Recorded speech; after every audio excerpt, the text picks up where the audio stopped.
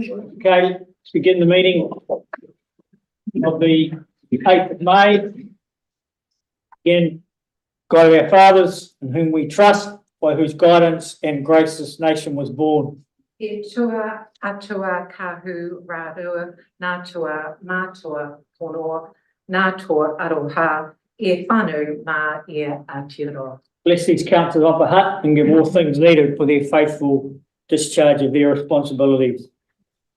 Whakapainga mai mātou kona mai o whakatū, o mai ki mai tau ma me pai. Kia aki aito mātou mahi, nā mahi hei ha pai, aki ki ia te apuri.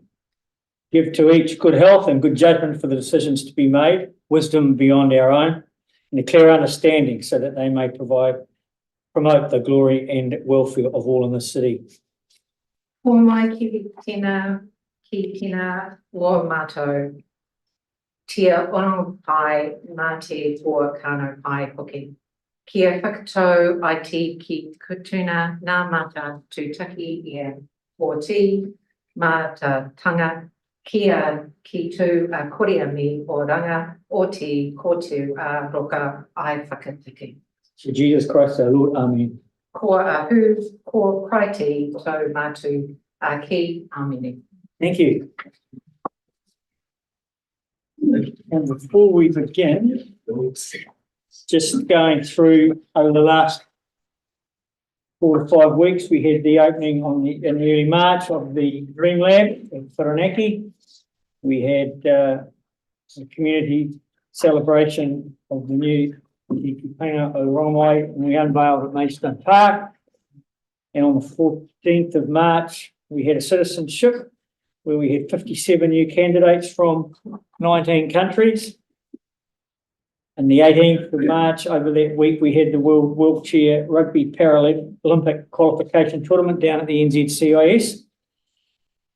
And in the middle, on the 20th of March, we had the official opening of the Car Museum and Cafe down on the old General Motors site.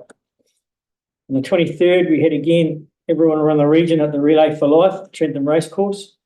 And on the 5th of April, we had the official opening of the Kupenga Maidstone, the sports hub at Maidstone Park. 25th, again, we had good numbers, very good numbers here for our Anzac Day ceremony. And just last week, we had another citizenship ceremony where we had 69 candidates, and again from 19 different countries.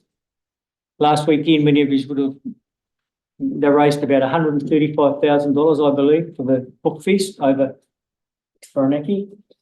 And finally, just but not least, 2 people who I'd like to acknowledge who have passed in the last week or 2 today. Councillor Newell and I attended Elma Andrews' tangi at Oromai. She was involved, her and her late husband were involved not just in Oromai, but with the netball club and the rugby club over a long period of time, and Wellington Rugby. Elma had a long association with our city, and we acknowledge her passing today. And in fact, she stood for council in 2001, Elma. Yes.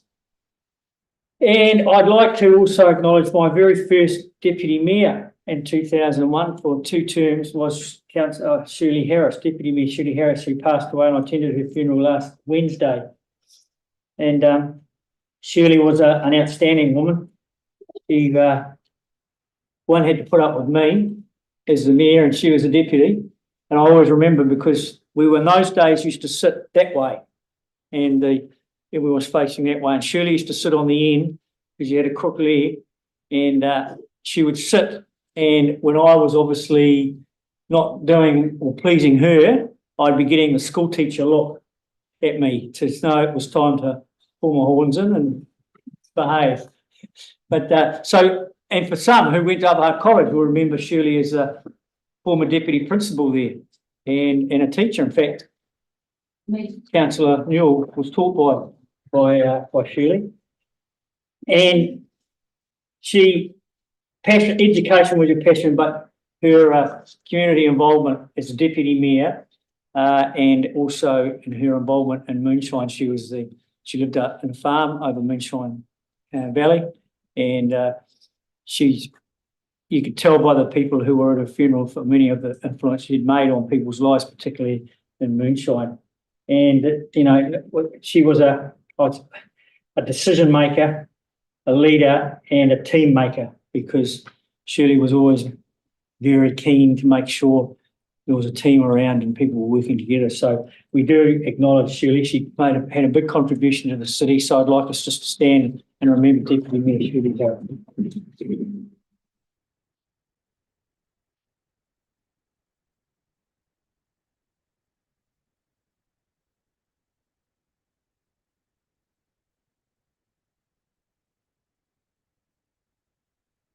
Thank you. Okay, now we have apologies. We have an apology from Councillor Griffiths. Happy to move. We have a second on Councillor Bentley. All those in favour say aye. Aye. Contrary, no. It's been carried. We have any changes to your declaration of interest, please let governance know. And we do have public forum. We do have Vic Abbott, who's here from Abbott Haulage, to speak to item 9, and what I'll do, as long as the meeting agrees, I'll bring item 9 forward, because I'm sure you don't want to sit here for 2 hours waiting for your so I'll bring that forward. But if you'd like to come forward, thank you.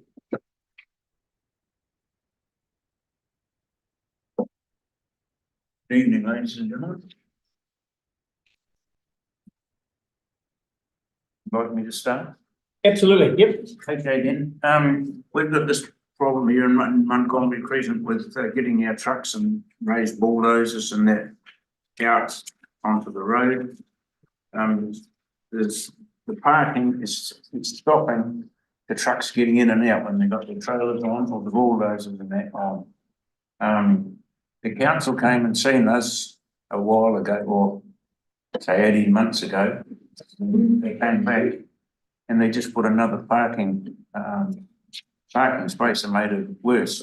But since then, other engineers have been here to see us and they have drawn up a plan what that can be done, and we agree with their plan. It's very good, but that's all we need, because sometimes we can't get raised 60-odd ton bulldozer out because the scars in the way, and that which makes us have to be done in the middle of the night. And all we're asking for is the plan that your people have drawn up. If that can be made into the plan, that would suit us as well. We'd like more, but it's what they've done is pretty good. And that's all we need. Thank you. Any questions for Vic? Just a question. Yeah. So, you've seen the plan, obviously, that they've given us. Have we talked to the neighbours? Are they comfortable with the plan? There's no objection? There was quite a few of them going to come tonight in favour of it. Oh, right. But, well, when I something, it's the ones in the intimate, the same area we are, at the northern end of Montgomery Crescent. So from 41 to 47? Is that 41 to 47 is where you want the no parking? I don't know what, yeah, something like that. But there's people up the back as well. And since the other car park was put there, when they come out of there, it's a blind spot for them in their cars as well. So that's removed, and you do what you were talking about, or the engineers are talking about, it would all be good. Okay. Yeah. Thank you. Any other questions? Ray, do you want to add anything? No, point. Yep. This way you've got to get your digger out. Yeah. Okay. Yeah. All right. Thank you, Vic. Thank you. Now we'll move to item 9. Did we leave? Yeah, well, you can wait and see where the outcome if you like. Wait a couple of minutes. Thanks very much. Yeah, you don't want to do that talk and then find they vote against it. Thank you. Okay, item 9. It's Montgomery, the proposed no stopping signs. You have a recommendation there. Receives and notes the report and approve the installation of no stopping lines on the outside numbers 41 to 47. Is there any discussion? Happy to move it. Councillor Newell, seconded by Councillor. You want to second it? Yeah. Seconded by Councillor Wheeler. Now, question. Just on item 20 though, it mentions one disagree. Did they disagree because they did not get what they wanted and they agreed with the proposal? I'm pretty worried about my answer. My understanding is that the opposition wasn't an opposition per se, rather they wanted additional broken yellow lines, and that was directly across the road outside numbers 40 and 42. And as per the acknowledgement of this in paragraph 24, officers would like to proceed with this initial no stopping addition and then see how effective that is. That's as I spoke to the gentleman just before the meeting as well, that would support that as well. Okay, so we've got no section 4 but he wants. Yeah, they'd like additional broken yellow lines. Thank you. Okay, so we have a mover, Councillor Newell, we have a seconder and Councillor Wheeler, so we're looking at option 2 there. I'll put that to the vote. All those in favour say aye. Aye. Been carried. And I don't know, we'll talk to the director. I don't think he'll get up there tonight to paint them, but. No, that's good. We appreciate your help. Thank you. Very much. Thank you. Cheers. Have a good evening. Cheers, Duncan. We now move to item 4, which is Whirinaki Taonga half yearly report.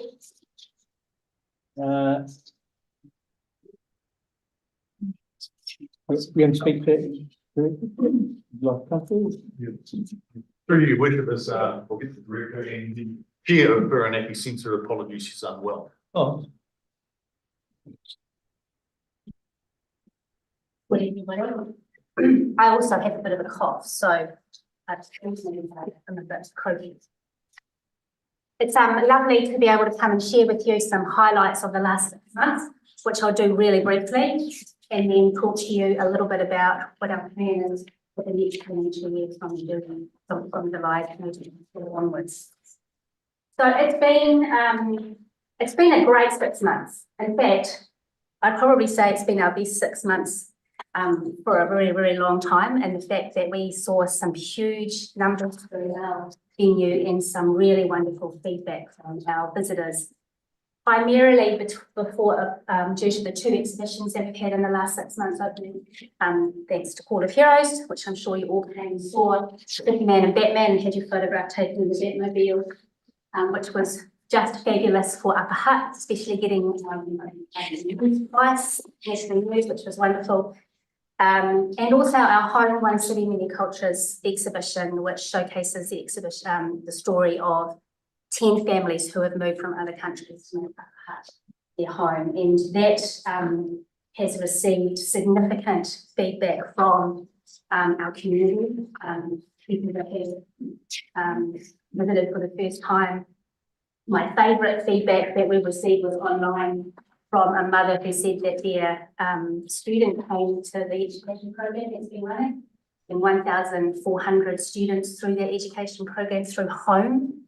And the son came home afterwards and was talking about Margaret and her story around the kitchen table. And she said it was just that it brought so much more insight into people from his class, where they came from. And it was just a lovely comment. Many comments like that. So yeah, 95,000 in the last 6 months through our doors, which is fabulous. Our public programs have been wide and varied, ranging from a paint and pour, marble quizzes, Batman Day, as well as our well-made craft fair, theatre programs, and a wonderful classical program.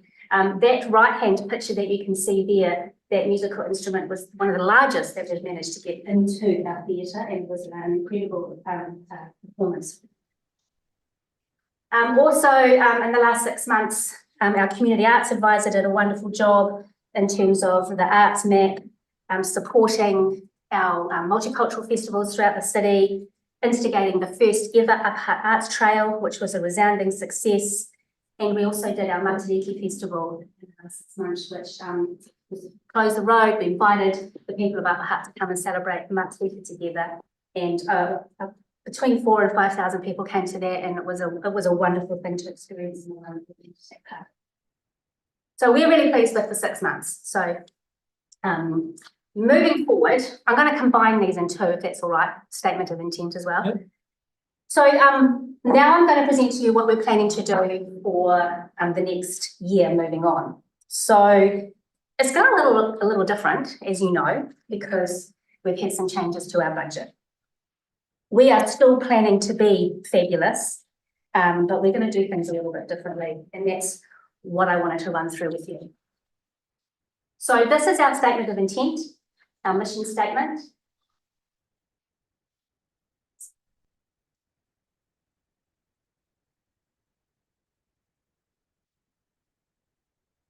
There you go. To build social cohesion and improve citizen well-being through engaging, enriching, inspiring and connecting people with arts, culture and events in the Upper Hutt community. That hasn't changed. What has changed is that we are reducing our 6 objectives down to 5, losing the objective that sits around the eyesight, which was to be the welcoming face for Upper Hutt. What we will continue to do is one significant blockbuster, which is about to happen. The guitars are on the boat. They're arriving in the next couple of weeks. 40 guitars spanning 400 years, exclusive to Upper Hutt, coming to us only, and then it's leaving again. We're expecting it to be big.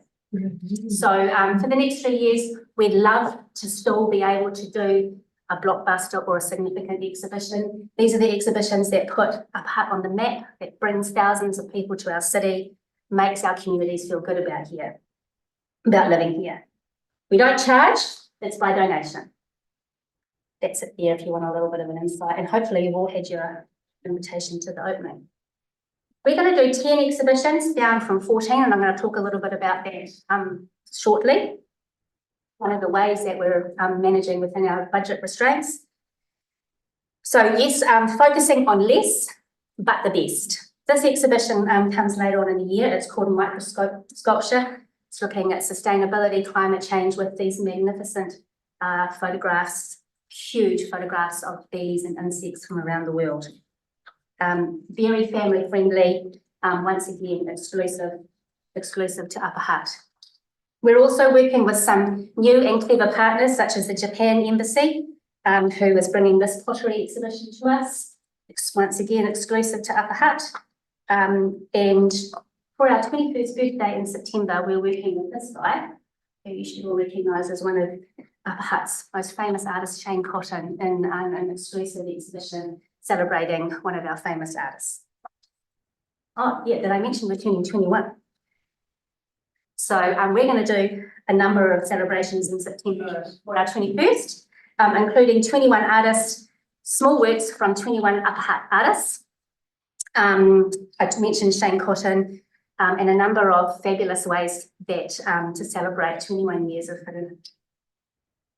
One of the changes that we're making in the current restraints is we're going to trial a semi-permanent creative interactive space for the families of Upper Hutt. So one of our galleries is going to be turned into a create lab with a whole lot of interactive activities that will stay there for 6 months. And we're thinking if that works well, saves us a bit of money, but retains our commitment to being family focused. And then we can refresh it every 6 months. We're going to do the best we can to keep our performing arts programs going. A lot of the organisations that we work with, like Arts on Tour, are all under financial pressure at the moment. But we will do our best to try and bring those to make sure that our performing arts program continues. To make sure that we are an integral part of attracting audiences. Our education program will continue with over 2,000 Upper Hutt school students coming in that beautiful classroom. And we will continue to bring life, culture, events, and promote the utilisation of the centre. The hall is really booked. If you want to have something in there, you have to be working well in advance. Not just in the weekends, but right through, from sporting to arts in the theatre to this is the National Coffee Convention, which is coming back. We'll also continue to provide stewardship, education and promotion of the Pumpkin Cottage collection, which is owned by the people of Upper Hutt and looked after by us. This year, we've had 5 gifts to the collection already, which is substantial. Because we did the Woman of Pumpkin Cottage exhibition within the year, it stimulates people to look at what they've got and then give it to us, so which is this fabulous thing. We're also going to continue to celebrate and showcase our local Upper Hutt stories across all cultures. After home, which you see there, we're doing this. We're going well. What geez to Oh, beauty. No. Because it is a unique Upper Hutt story that can be celebrated across New These are Zealand. lodgies. Yeah, there's the Milk Cowboys. So we're going to tour this exhibition because it's a unique New Zealand story. So we're currently applying for funding for that. It's framed around the voice of New Zealand youth with a distinctive Upper Hutt flavour. Toi Māori is also really important, so we make sure that that is reflected in our annual art program and now, how do we keep the lights on? Because it's going to be a bit of a tough year. We're going to do some things differently. We're going to change from a 9 o'clock opening to a 10 o'clock, and we'll probably close some public holidays if it makes sense. We've reduced our staffing with the loss of the eyesight from 2 to 1 on our front desk in the weekdays, and we're going to be relying on volunteers. We've halved our advertising budget. We're going to rely on free organic advertising, such as TV. If we've got the right product, we can do that. That's me doing the vacuum cleaning down there. The team is going to be helping a lot more with the cleaning and the vacuum cleaning. We're going to work to increase our corporate venue hire. We're going to work to increase our friend membership. We're looking at increased retail opportunities such as the pop-up art shop idea that we're working through at the moment. Talking about volunteers, Upper Hutt is incredibly fortunate that the Upper Hutt Arts Trail will continue run by volunteers. We've set that up as an incorporated society. What will we stop doing? We obviously, everything that was associated with the community arts position, because that funding is looking to be no longer funded, will be removed and has been removed from the statement of intent. To be clear, that is the outreach art activities, the focus on public sculptures, the promotion, networking, information, newsletters, databases, the support for multicultural festivals, including Matariki, and a number of other measures have been removed. Also, we will be limiting the number of free events if we can't get the funding to support it externally. This one makes me a little sad. These are 3 exhibitions that we've been working on that I've currently had to put on hold, which is the Muppets in the middle there, and the Titanic, and the Govan, not keen to come.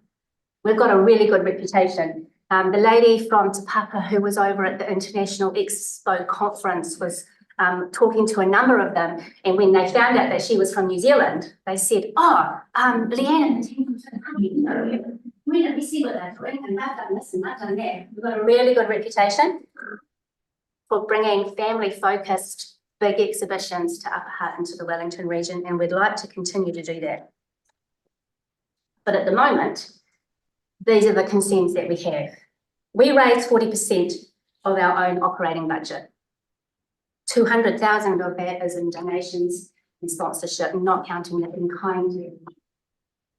All our funding bodies are telling us that there's 40 to 50% less funding available. You should all know that because we've been talking about that for a while. Our electricity, our heating, our insurance, and our cleaning have doubled in the last 3 years, as has our visitation. Without any inflation adjustment from council, we will, and you can see in the statement of intent, we're looking at a deficit this year and ongoing. Beyond the 2024, 2025, the trust will need an inflation-based increase if you want us to carry on doing these things. We can't. This holding pattern for this year, we can sustain. Moving on, it's not sustainable, and we'll need to look at either a further dilution of what we do, or looking at our opening hours and things like that.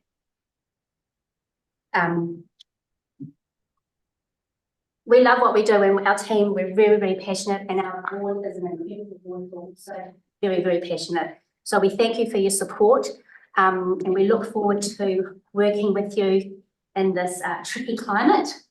And as my grandmother used to say, when there isn't money, you make jam. And so before you go, I've made some homemade jam for you to take home. I'll leave it here because I can't get round. Money for jam, they say. There you go. Do you like everybody? Grandma was Thank you. right. Mara is right. Use what you've got. So there you go. That's a big one. I'm happy to take. Any questions? Councillor, Right, hi Leanne, thanks very much for that presentation. My comments are on the financial reports, where I come from. So they actually relate to the two papers, item 4 and item 5, but just, so we're doing item 4 first, aren't we? Yes. Okay. So, what I'd like to know, in view of, the loss so far for the 6 months of nearly 32,000. What I'd like to know, please, what will be the estimated outturn as for the full year ending 30th of June 2024? So are you able to give us that information, please? Because I think that's important about where you're going to think you're going to end up by June, end of June 2024. Because, in other words, can you cut back on the 32,000 loss, or is it going to get bigger, or what's happening? Because the other concern is, and that's when I talk to the item 5 paper, is your future sustainability, which you have mentioned about your effect on equity. Because what you're doing, in fact, is having these losses and reducing your equity. And so it was concerning to see that in the balance sheet, when you compare the 6 months ending December 23 with 22, there was a reduction of 108,000 in equity, 25%. And so that's massive. And so I'll be very interested to see what the 30th of June 24 estimated outturn for the profit or loss account was, what is the size of the loss. And I'll talk about the other years when we get to item 5. Through you, the chair. We have just done our third quarter report, and we are 3% off budget.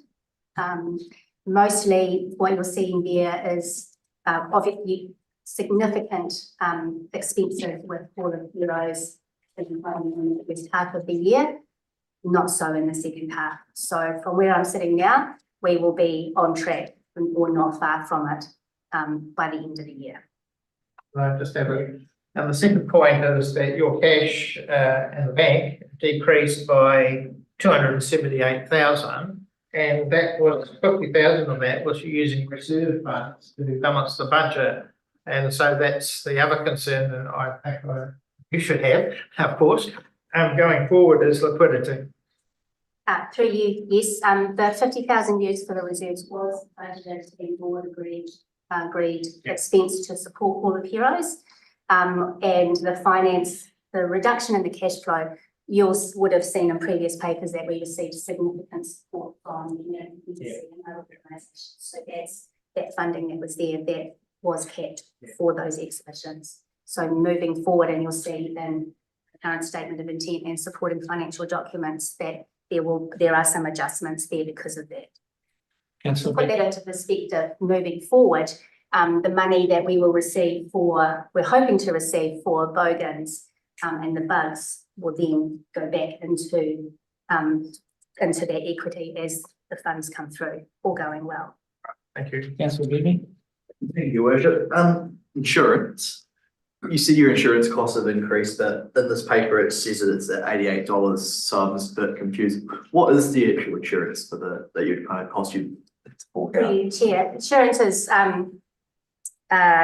subject to timing of when they come through, Right. which can be different. We have insurance from for public liability, port hirers, statutory contents, and a charge, on charge from the council for ensuring the collection.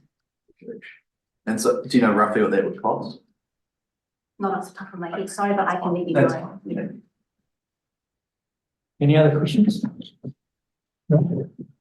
Thank you. So then we go to item 4, which is the recommendation there that we receive and note the report titled Whirinaki Whare Taonga.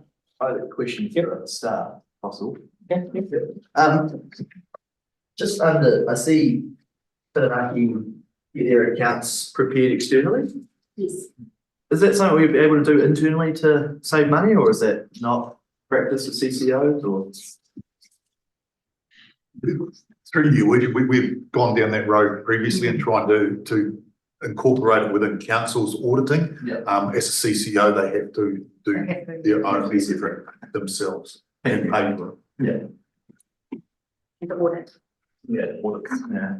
Okay, so the recommendation there, happy to move. We have a seconder, seconded by Deputy Mayor Swales. All those in favour say aye. Aye. Oh, no, carried.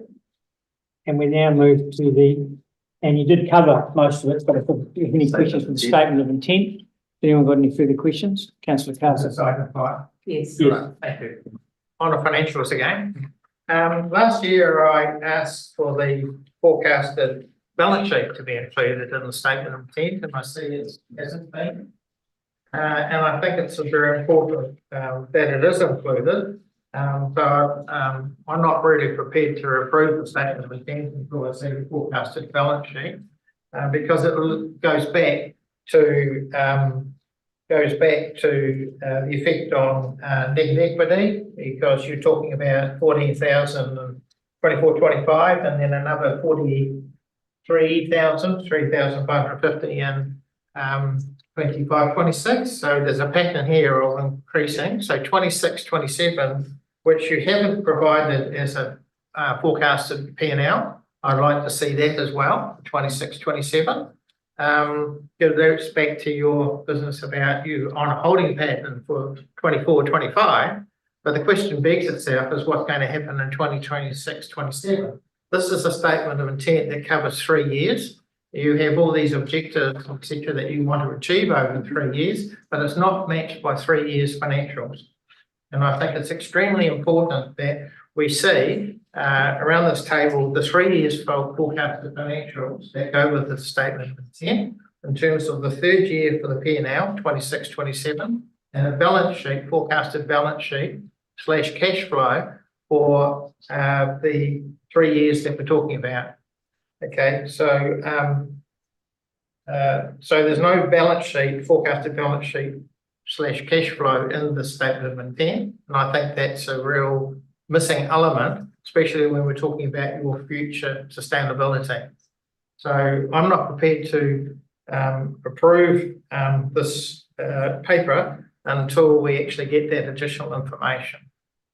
Because I can see that, you know, that you're on a path to decreasing equity, you're on a path to perhaps financial not unsustainable, and therefore the council needs to consider that, see what the situation is, and then consider what future action might have to be taken. But a statement of intent normally includes 3 years financials along with the objectives. Thank you. Through you, the chair. We've included the request for the half-year report that you'll see there. It wasn't my understanding that you needed it for the statement of intent. I can do that. It is an extra cost, and at the moment, we are in the process of signing the agreement, or looking to sign the agreement. There is ambiguity around that regarding what the funding support from council looks like beyond this year.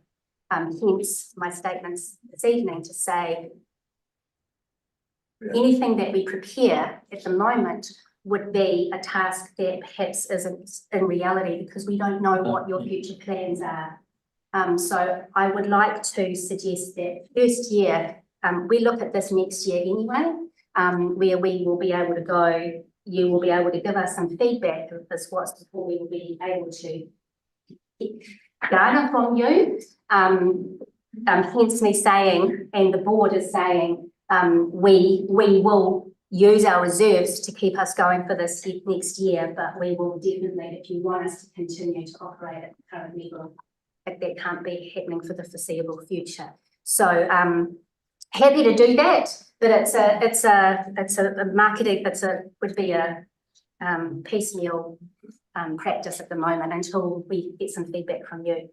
I can include it in the next year if you like, then we would know. And then councillor. Thank you. Well, you've prepared 25, 26, and I can't see why we can't prepare 26, 27. If you unable or if we don't get 26, 27, well, I think we need to see the balance sheet first of all for 24, 25 and 25, 26. Because I want to see what your liquidity is and what your net equity is. If you can't or unable to, in terms of uncertainty or whatever, produce the 26, 27, then I suggest the statement of intent be only for 2 years. 24, 25 and 25, 26. Let's not fool ourselves. That is a statement of intent for 26, 27, because you haven't provided the financials that back up what you want to do in that third year of the 3 years on the statement of intent. So therefore, drop off the third year at the moment and then revisit it next year when you get through 24, 25 and come back to 25, 26. And you have a clearer idea where your future is financially and what you can do with the pool of money that's open to you. So I only be prepared to approve item 5 if we're talking about an SOE that covers 22 years, not 3. Ms. Wells. Thank you. I'm happy to actually, when we, under the legislation at the moment, all councils were given the option to actually prepare a 12-month statement to go out for an LTP. And instead of the 10-year one that we did, which gave them a bit of grace. I think, landing the Whirinaki Whare Taonga with a cut in their funding certainly threw them a bit of a curveball. And I'm quite happy to appreciate the work and the effort and the reputation that they've done to get here. This is, if we go back to item 4, which we've accepted, which is the 6-month state financials. And we've still got till the 30th of June to get the whole 12 months to happen. I'm quite happy to actually, if it's in agreement with the director of Whirinaki Leanne, to actually just cut it back to maybe just presenting the 23, 24, 24, 25 statement to us at the moment, knowing that we will do it at a bite size, because you're right, there are some unknowns there. We don't know where we're going to go with the funding, and this is the situation that we're in is quite precarious, just as it is for you. So to ask you to do something would be like this is not appropriate. Yeah. 2 years. Okay. 2 years. Thank you. Councillor Through you, the opening statement in the statement of intent does say that it is a 1 year in detail and a 3 years in lucidity. So I'm happy to put that recommendation. Councillor Beatling and then, sorry, Councillor Beatling. Yeah, and I imagine I don't need to see a forecast balance sheet. It will come out of cash. Those losses, they'll be funded out of cash. I had one question. 3% increase. Does that get you out of the woods, or what would the increase need to be to your budget to not do more, but to maintain your current levels of service? Yeah, 3% is what we've landed on and are happy with. It doesn't sit with the inflation rates, but we know that can change, and we're hoping that it will. And with the really good relationships that we have in the community and in the national and in the international community, yes. Thank you, Councillor. Councillor. A question on statement of intent anyway. Is it not a statutory requirement for a period of time, 3 years or something? Yeah. 3 years.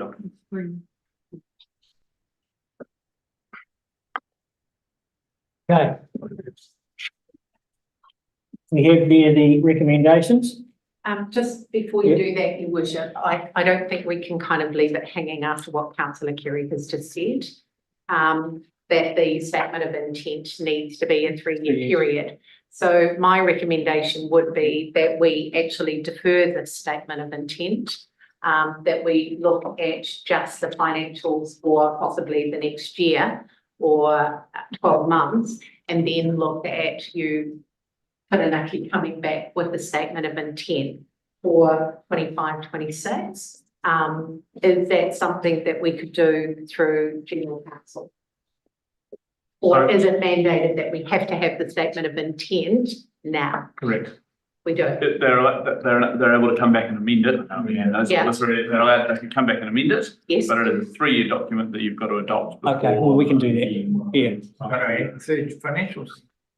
You can make that as a, Well, on the proviso that it comes back. it would have to anyway. Yeah, Once we set the What do you- budgets. well, It doesn't have full 3 years financial. Then my recommendation, Your Worship, is that we put this on hold and we ask for a report to come back at our next full council meeting. I move that we do that. hang on. With the statement of intent, what we was done, and it doesn't necessarily mean it's right, is we've done the 3, and as Leanne alluded to, the first year is the detailed one. And then we do it a year later with the new year and two further years out. And I guess it's whether that means it from a legislative requirement, whether that is enough or whether what else needs to get done. Yeah, and I haven't reviewed this, so I can't say. Thank you. Councillor. Your Worship, I think we need to be careful that we are seeing that this conversation has taken place now and we are aware of it, that I would still like to recommend that we put this on hold and we wait for a paper to come back to us at our next full council meeting. I move that happens. Can I please have a second? 19th of June, so that'd be the 19th. So we have a mover and a seconder on that. Pose one question. Are there any consequences of it not being passed today? Great question, Councillor. I don't think there'd be any immediate consequences. No. I don't think there would be any immediate issues with deferring it. The Local Government Act does allow you to expressly extend your deadline by up to a month. So no, I don't think it would be. See, he's just reminded me, we have already given Wellington Water an extension. Yes. Yeah. So, yep. So we'll put that to the vote first. We've got a mover and a seconder for that. We've got that. Yep. All those in favour say aye. Aye. Contrary, no. And carried. Thank you. We now move to item, thank you, Leanne. Down to item 6. And we have Cindy and Julie here. Welcome. You can sit up there too if you want to. Yeah. And we have the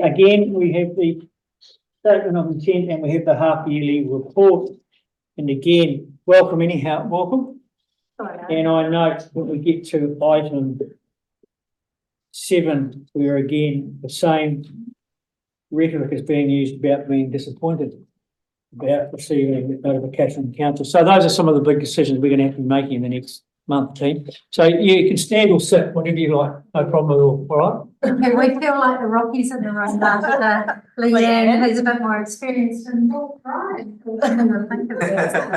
Well, up our game next time we turn up.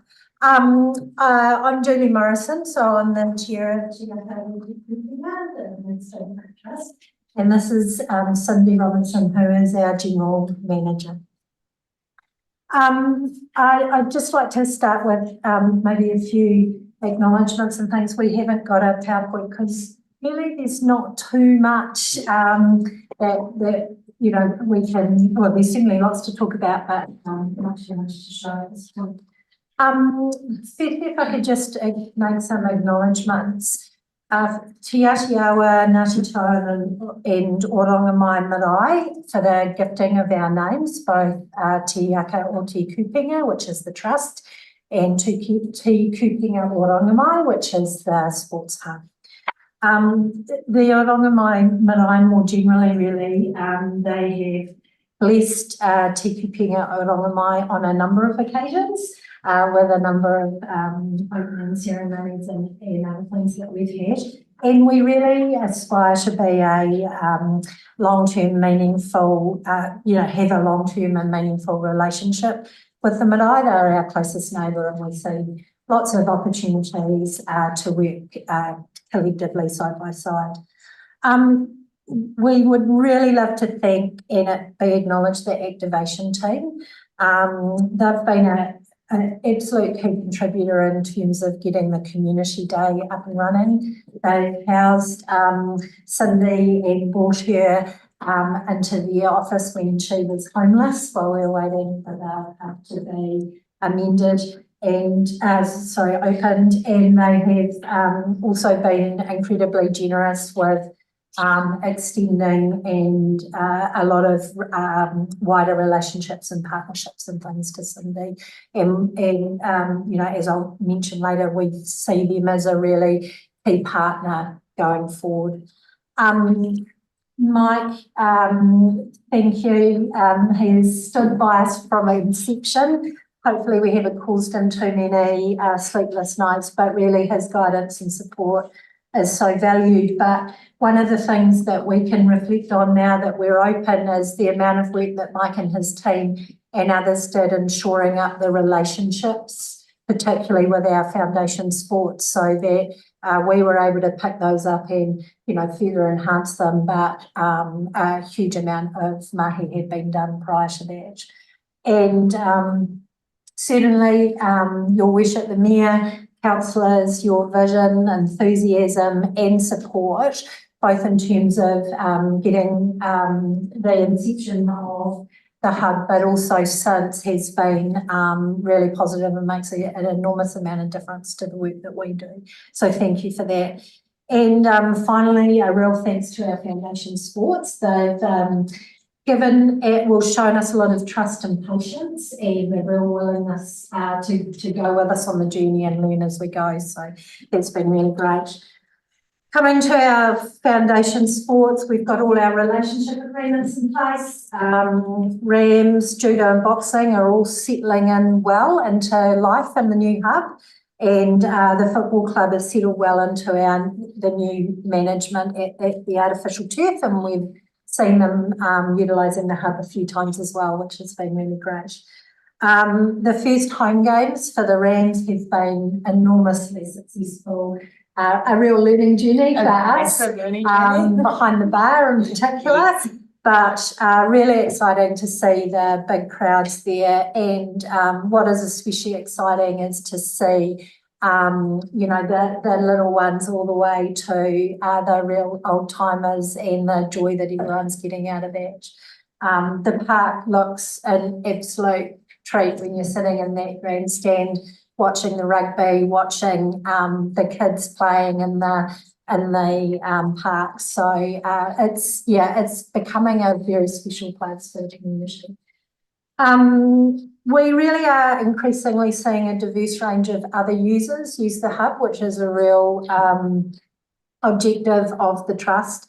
We've had people like table tennis, we've got exercise classes for seniors, Tai Chi, the Deer Stalkers, Capital Model cars, and more recently a Samoan church segregation is using the facility on a Sunday morning, every Sunday.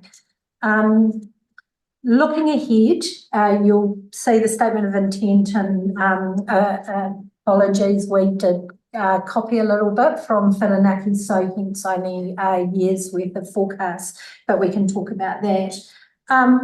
We're new and we really do expect a lot of learnings along the way. We've developed both our budgets and performance measures using some of the historical knowledge we've been able to get from the Rams and them running their club rooms, and also what has happened at the artificial turf. But also we've spent a lot of time stealing and pillaging from our other hub colleagues at Fraser Park and Toitu Paniki in particular, who've all been really generous with the information that they've shared with us. So they're not sky in the pie, but we are aware, particularly this coming into the new year, we'll just need to keep monitoring that and probably make adjustments along the way as we learn. I guess the main concern with us around that is our ability to attract sponsors and grant funding. It's very much an important part of our funding model. The trust are really committed to ensuring that the facilities stay affordable for both our foundation sports and the wider community. And to do that, sponsorships, grant funding and commercial revenues are going to all be really important to subsidise that community use. So that is certainly part of our focus going forward. Probably top of mind from a council perspective for us, yes, the impact of the capped management fee, I think. But as we said in our cover letter, we're really not sure, and I'm sure you're not sure whether that is the right fee. So that's something I think we will all learn along the way. It might be if we can gain a good amount of commercial revenues and things that's fine. So I guess equally we understand the challenges that the council are under and our colleagues at Whirinaki. So we will accept that, and but we'll come back with any major concerns. We are concerned about the potential reduction in the activation team. We do see them as a really important partner with the hub in terms of not just promoting physical activity more widely and recreation in the district, bringing people to the hub, but also in terms of running their own programs and things out of the hub. The artificial turf is in a bit of a desperate state for an upgrade now. The turf needs to be replaced, and the lights it had a few patches before the start of the season in terms of the turf and lighting. But that would be something we'd be really concerned isn't a priority for the council on the other side of this winter season, because otherwise it will be really tough to continue to have the level of activity that's on that, and arguably it is no longer meeting football requirements. So we will come into some issues there. And the other thing that we've been starting to turn our mind to really is summertime activities. The hub is really well placed, particularly with the Rams there for catering for winter sports. Judo and boxing are all year round. It's how do we, generate activity and utilise the hub over the summer. And certainly, organisations like athletics and things are keen to come back to the park. And it's how we can manage and promote that at the same time. I understand around protecting the sand turfs. But ultimately, we want to see the park utilised, and we want to have the ability to be able to have people utilising the park. So that's something that we turn our mind to. In terms of our statement of strategic intent, it is a three-year. What we have done is set for the first time our vision and purpose. Our vision, where Upper Hutt gathers to play, and our purpose, Te Aka o Te Kupenga, exists so the Upper Hutt community can come together through sport and leisure. We've got really to it, a single strategic outcome about having managed facilities that are accessible, affordable and inclusive for all. And there's three streams in which we'd be looking to measure that. Accessibility, and there we're talking about being flexible, multi-use spaces that are really well utilised. Affordability, so facility pricing allows foundation sports to thrive and wide community access. And inclusivity, spaces that offer a welcoming environment for all, regardless of age, gender, ethnicity or ability. So those are the three strands that we want to really focus on over this next 3 years. We have identified sets of measures both for that and then more broadly the key result areas that we think will get us there. We haven't yet got any baselines or targets because we haven't yet got any information around that. But I think this is where we will learn quite a lot along the way. We will in the next few months start developing what we think are baselines and then thinking about what might be sensible targets going forward. So we certainly do envisage a bigger refresh of this work next financial year. And in terms of the budgets, as you've seen, we do just have a single year set of forecasts. We could absolutely do 3 years if that is what you would like. Again, as we've already explained, it is our best estimates without having any history. So again, it might be as we come back and continue to report to you, things change along. Really, for any questions? Any questions for Judy?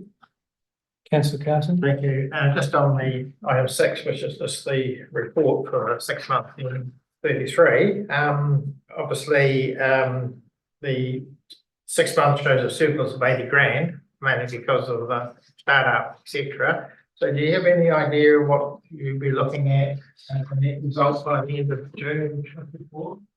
Yeah, so that's in our, what we've done is included those forecasts in our statement of strategic intent. So that's looking at a $77,000 deficit. Yeah, and that as you'll see in there, that is covers the large bulk, we hope, of all the big startup costs. Okay. And if I may, the other item was you had account receivable balance sheet of $72,571.05. That's for the December. Yeah. That's the council management fee. Okay, thank you. Okay, Councillor Bentley? Just see forecasting security costs. Are those security for the building, or is that kind of security like bounces for upstairs to do the reality, or? Option 2. Option 2? Yeah. Fair enough. Yes. Especially when we have larger events on. So when it's just a standard rugby game, it tends to be a little bit easier. People come in, they watch the game, they'll head off. The Prens come in, they'll have their meal, their drinks, and they very fast just exit out the door, and you get a few people hanging around. But it's when we have, for example, 21sts, which we're hoping to get a few of, getting that commercial revenue in, but also the rugby club, for example, are holding a fundraising night. So that's going to midnight, which is obviously going to be a larger night. So we will have security there just to make sure that that does stay under control, and it just keeps everyone inside so that there is that noise management plan in place for our liquor licence. Councillor Bentley? And you talked about that commercial income. How will people know that you guys are open for hire? Our website is your currently, website? yeah, it's under development at the moment, and we're getting photos done. Yep. The next couple of days, and then that just ties it all up, and then we're going live. Yeah, that way. Certainly the community day really helped as well and created a lot of awareness. I think one of the things that we are really consciously need to overcome is people thinking it's still a rugby club room. So the community day helped that. Actually, the Samoan Church and others that are coming in all the time now are seeing and understanding that, and it's quite interesting how word of mouth is going, but the website will make it. Councillor Kerry? Interesting. It's a question for the staff, Your Worship, is can we be supporting that through the digital billboards and that around the town as well, just in terms of promotion? Councillor Newell? Thank you, Your Worship. Can I ask about, you made mention of the artificial turf needing some investment. So in terms of grant funding, would you be applying to the Pelorus Trust, do you think, for a contribution to that? The artificial turf, in terms of our management agreement, that's actually owned by the council. So we pay a rent for that. And it's the council's responsibility for replacing it. And I understand is in the plan somewhere. Hopefully it doesn't fall out in the LT. Okay, any other questions? Your Worship, I just think to be consistent with the statement of intent that we said with regard to Whirinaki Whare Taonga, we need to be consistent with that.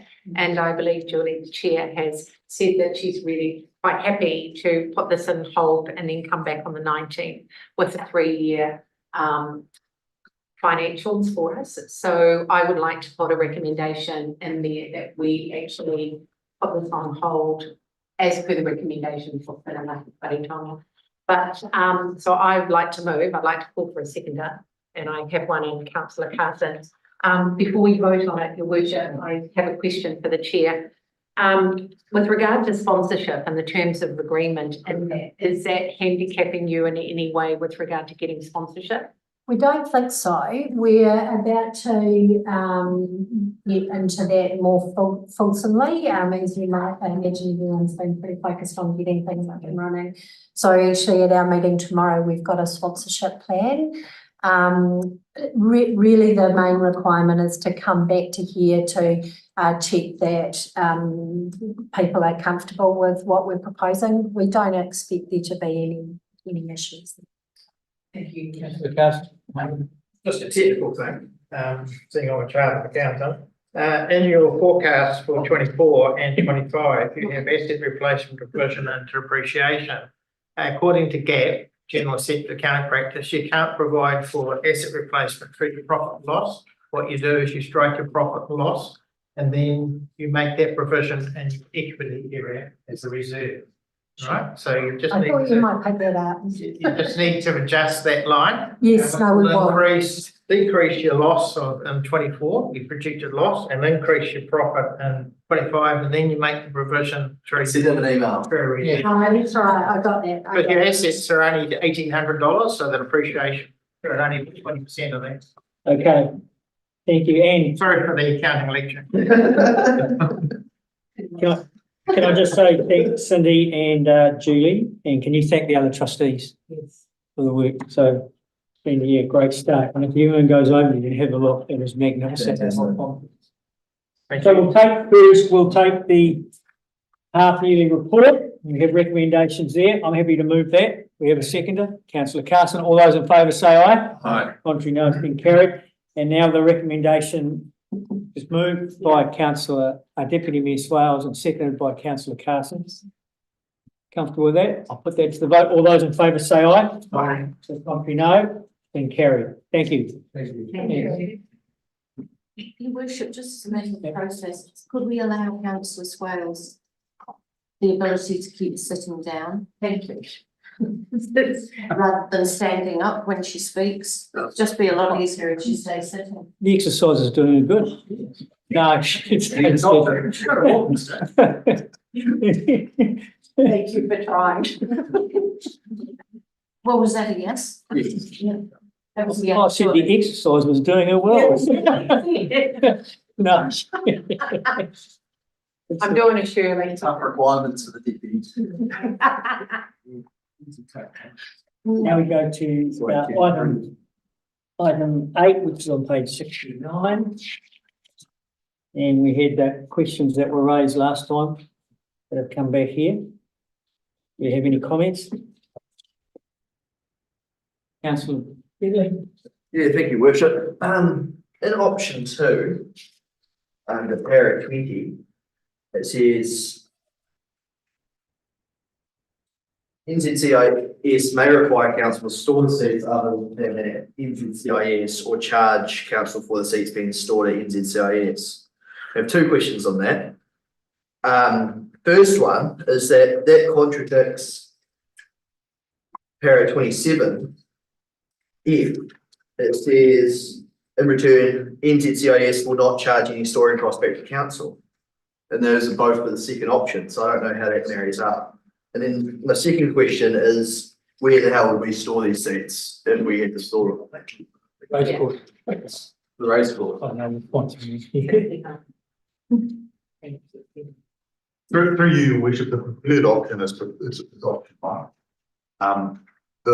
In discussions with New Zealand Campus of Innovation and Sport, if we were to charge them a lease, or we were to charge them for having the seats on the site, and the use of the seats, they in turn would charge us for having the seats there, so it would become basically cost neutral. Right, okay. That contradicts the option 2 when it's repeated later under the financials though. It says they would not charge any. Okay, any further comment? Yeah. Councillor Carson, Councillor Carson, then Councillor Ewart. We had a hand up before. I see. Your Worship, I just think the timing of this is absolutely appalling. I think when we're going out to the community and saying that one of our options is to not give any grant funding from ourselves to the community. And here's a trust, a gaming trust, which does have the ability to give money to the community, is being asked to put aside 800,000, which could be applied to community needs. I think that the way that this has been presented to us just sounds like a way round a rule, which I think doesn't look good at all. And I will certainly be voting absolutely against it. Thank you. Councillor Carson. Thank you, Your Worship. First of all, I'd like to make a comment that this paper seems to present itself as a new paper that hasn't come to this council before, and that's not correct. It came to the council meeting of the 28th of March. So this paper should have started off to say that about the decisions that were approved at the 28th of March meeting. And one of them was to consider the various options, whether to purchase, lease, etc. The third recommendation that was approved, was passed, was agrees to forego the proposed plan if full funding isn't received. So that isn't included in this paper. So that's why I'm saying this paper seems to read as if it's the first time that councillors have seen the paper, and that is not true. So I'm a bit disappointed that the 28th of March recommendations hasn't been included in this, because that's what we normally do. So the second point now becomes questions. Question 1 is, I haven't really understood why NZCIS isn't funding this. That's my first question to council officers. My second question is that if we agree to put an application to Pelorus Trust for the grant, apart from the fact that what happens if we don't get the grant, which is the outstanding elephant in the room, is that we face over the next 3 years, 408,000 maximum, and additional spending that is not budgeted for. Was that a percentage of a rates increase? Or where does that 408,000 coming from over the 3 years? There are some figures that's provided that if we lease the seats, well, that's a problem, because we just said in the paper, council officer just said in the paper that leasing the seats may not go down very well with Pelorus Trust. So I don't really understand how the logic is in this paper. But at any rate, if we did lease the seats, then the next figure would be 258 additional cost down to 108,000 additional cost, or a profit of 42. That's provided that you could get all that money in from leasing the seats, and those leasees meeting the 2,500 cost to remove the seats, etc. So I'm still unhappy with this proposal because I can't see why, if the seating is wanted, NZCIS can't go out and purchase the seats. Secondly, why can't NZCIS lease the seats? So don't put up 800,000 in front. Why can't they just lease the seats? There isn't any information in here, which we did ask for at the 28th of March meeting for lease costs.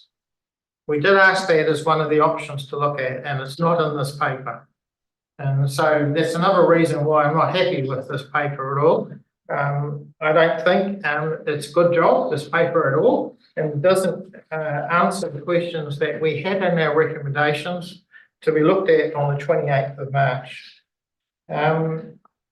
So I'm only happy with it if provided that the $800,000, if it was gifted, if it was got from Pelorus, we then handed the seats back to NZCIS, gift them, and we don't therefore incur the maximum 408,000 predicted cost over 3 years. You not want to see anything added to our expenditure budget over the next 3 years. So that's the only rider that I would approve this going forward if your seats could be gifted and the Pelorus Trust agreed to that. Not happy at all with the paper. Okay, any further questions or comments? Councillor Bentley? Yeah, another one. By our calculations, it costs $87,500 to move all the seats each time, based on the information in the paper. Would that be paid by the hiree, the person hiring the seats, on top of the lease agreement, or is that included in the lease agreement, the lease cost, or where's that budgeted for?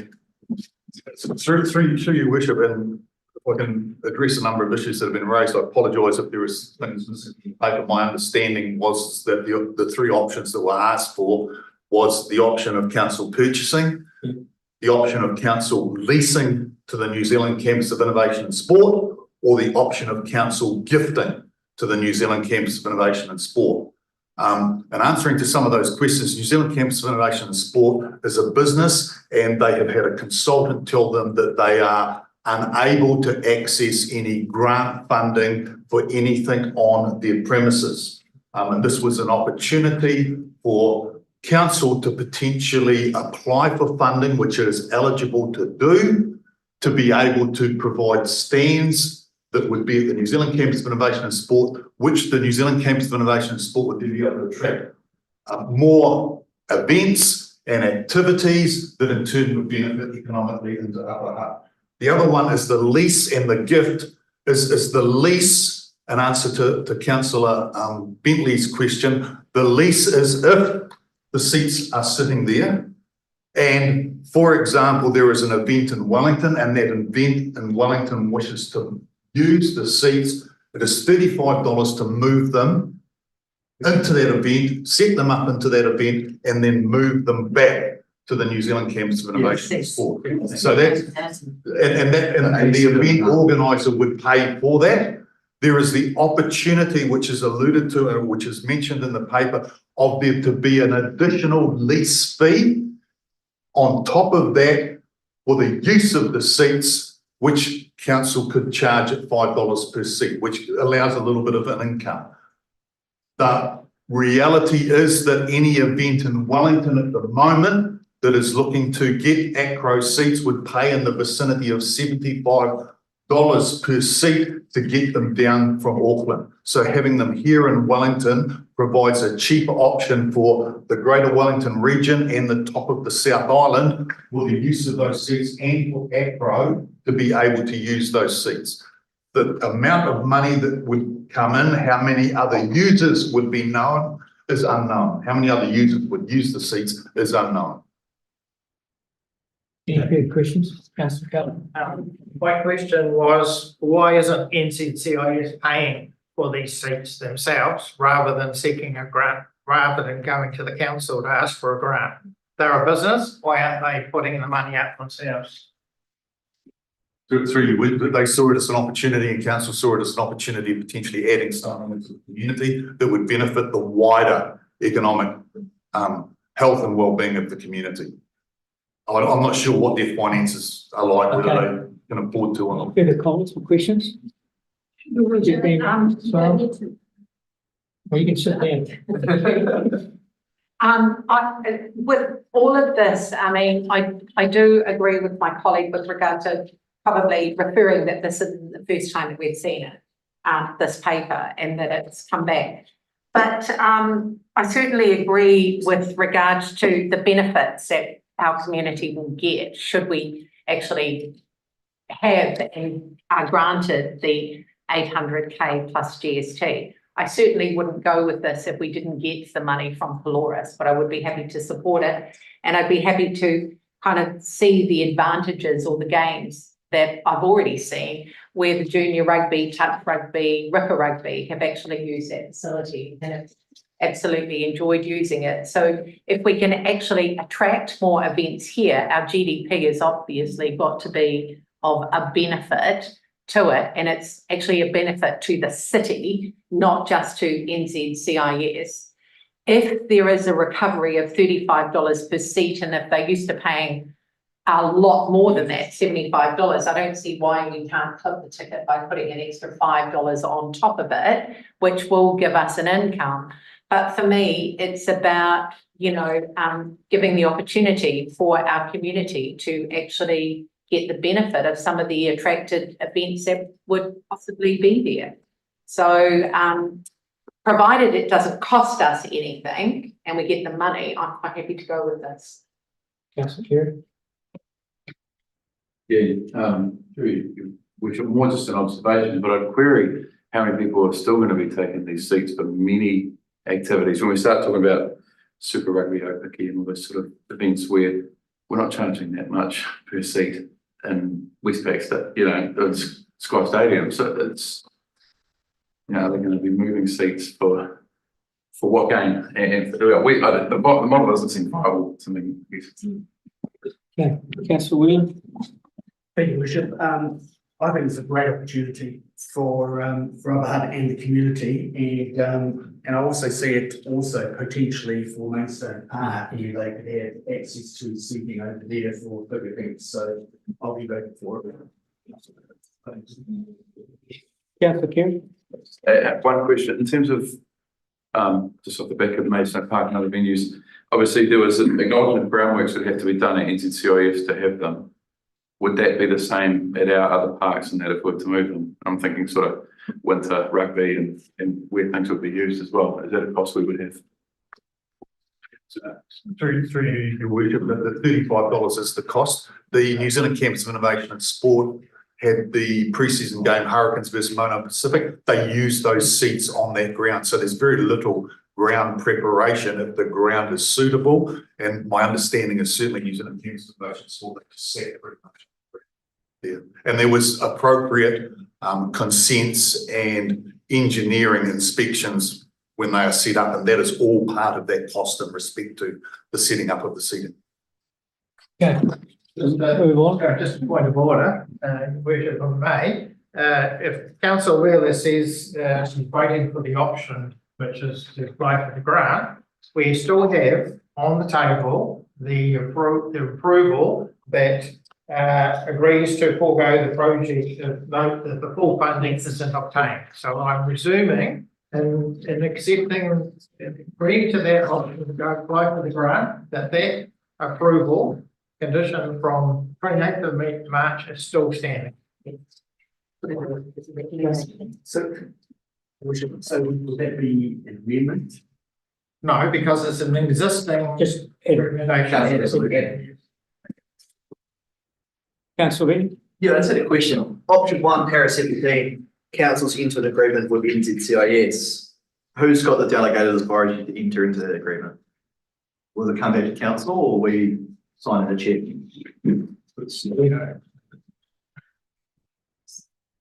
Generally speaking, unless it's a specific delegation, as long as council's made a decision to back to it. So that wouldn't come back, correct? Unless you require it to. Okay. Do we have a mover for, option one on proviso that full? Okay. Happy to move it. Do we have a seconder? Happy to second it to go to vote? So we're talking about option One. one and option three is supply. So move, all those in favour say aye. Aye. To the contrary, no. No. And Okay. I'd like vote recorded. Show of hands, all those in favour say aye. 1, 2, 3, 4. Against? Been defeated. 5.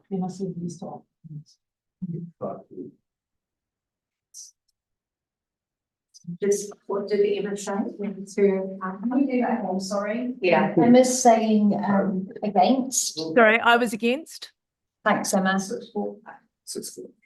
And Bill, so there was 1, 2, 3, 4. That's right. Yeah, 6, 4. Yep. We now move to page 84, which is the Free Waters Capital Program Review. And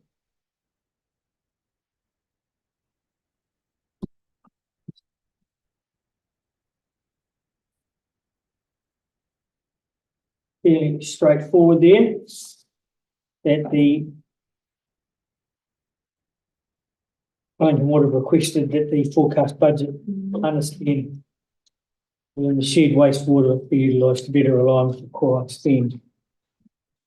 Through your recommendations there. Do we have any discussion? I'm happy to move it then. Seconded by Councillor Carson. All those in favour say aye. Aye. Carried. We now move to the local water well done off funding allocation redirection.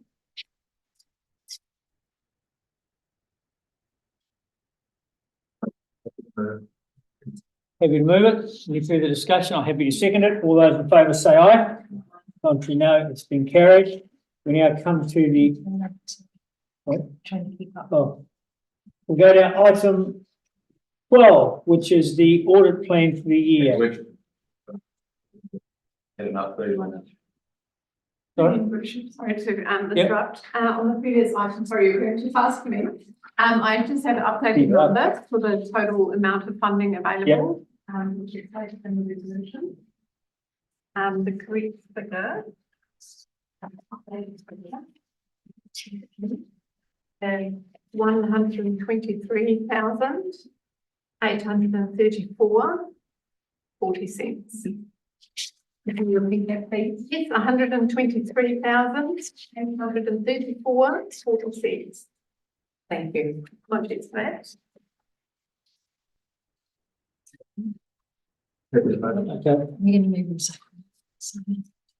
So do you want to amend it? You figures, okay, I'm happy to move the amendment for those figures, seconded by Councillor Carson. Councillor Swales. All those in favour say aye. Aye. For contrary, no. Carried. We now go to item the audit plan for the year. And the recommendation there.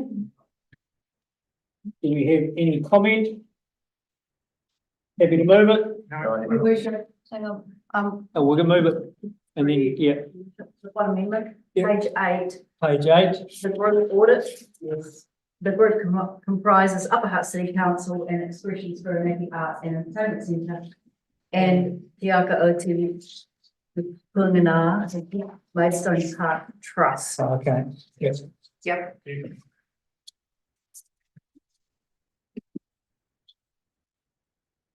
Move that amendment.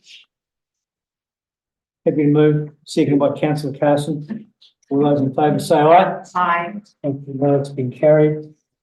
104, we now move to the audit fees for 2024. What happens if we say no? There's not much we can do about it, is there? Yeah, exactly.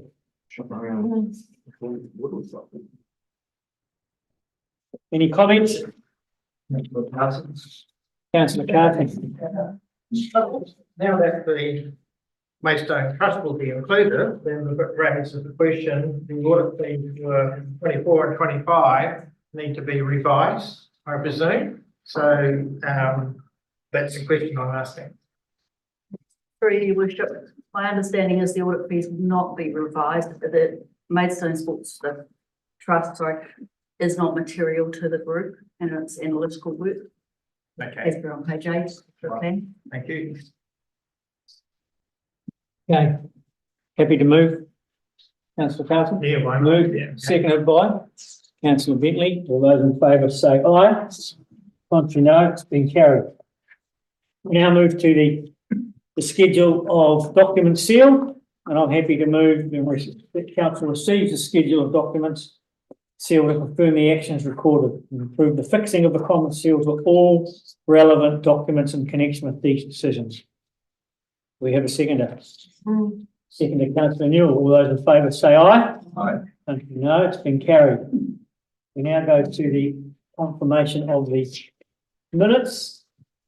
And we begin by the first of the full council meeting held on the 6th of March. Are there any items to be discussed? Happy to move. Seconded by Councillor Alter. All those in favour say aye. Contrary, no. It's been carried. And we now go to the extraordinary council meeting held on the 28th of March. Any items to be discussed? Happy to move. We have a seconder. Page 129. It's out of order. Seconded, yeah, by one. Seconded by Councillor Kerry. All those in favour say aye. Aye. Contrary, no. Carried. We now go to the city services meeting. Finance. Yeah, I'll go through. Finance. Finance and reports, page 127, your worship. Oh, yes, Finance Committee and Performance Committee, which was held on the 28th of February. Any items to be discussed? Okay. Item 5, your worship. Item 5. Okay. You move, Mavis? And I present the, table of the minutes of the Finance and Performance Committee that was held on the 1st of May. I ask for the committee to approve the minutes, excluding item 5. Moved by Councillor Bentley, seconded by Councillor Carson. All those in favour say aye. Contrary, no. It's been carried. And we now go back to item 5.